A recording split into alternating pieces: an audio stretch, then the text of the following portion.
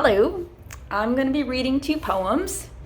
This is my cat Junebug. He will probably wander around in the background or try to tip the camera over, so we'll see what happens.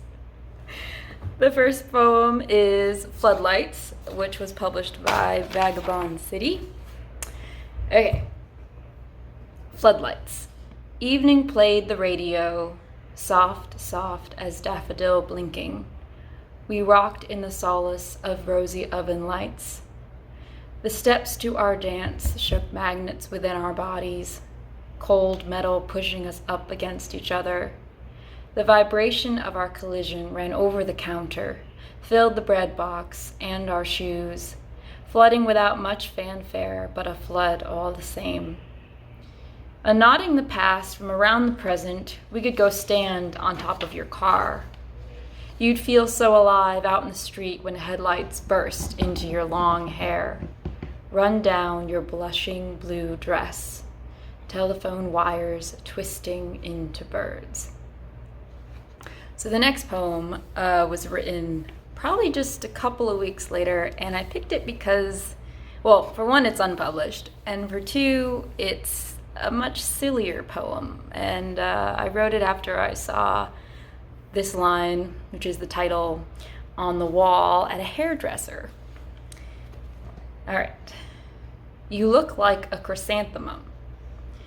Just look at those feet, how green they are. It's silly to think about humans as flowers. It's silly that your favorite food is a peanut butter and jelly sandwich. It's silly that you keep checking the mailbox for a letter that won't ever. In order to recall something, it is best to use a method that is much like reciting poetry.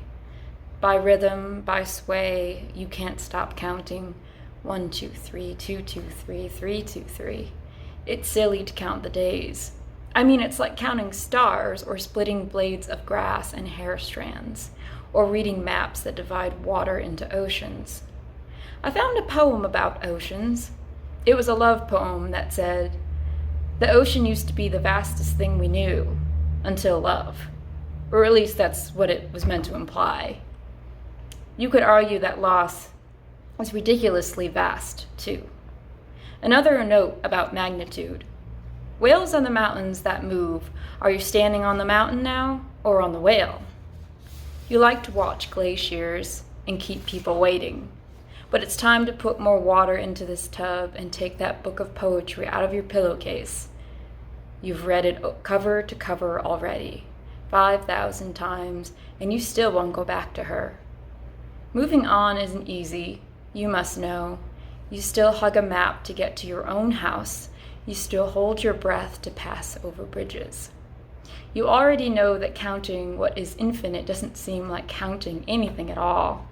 But what else are you supposed to do with all of this? Pick flowers, pick clouds, pick several places to put your hands. Miss the bus, get on the bus, ride it for 20 minutes, ride it for 20 hours, ride it until you're right back where you started. Don't you want to look like a chrysanthemum? And that's it. Bye. Thank you.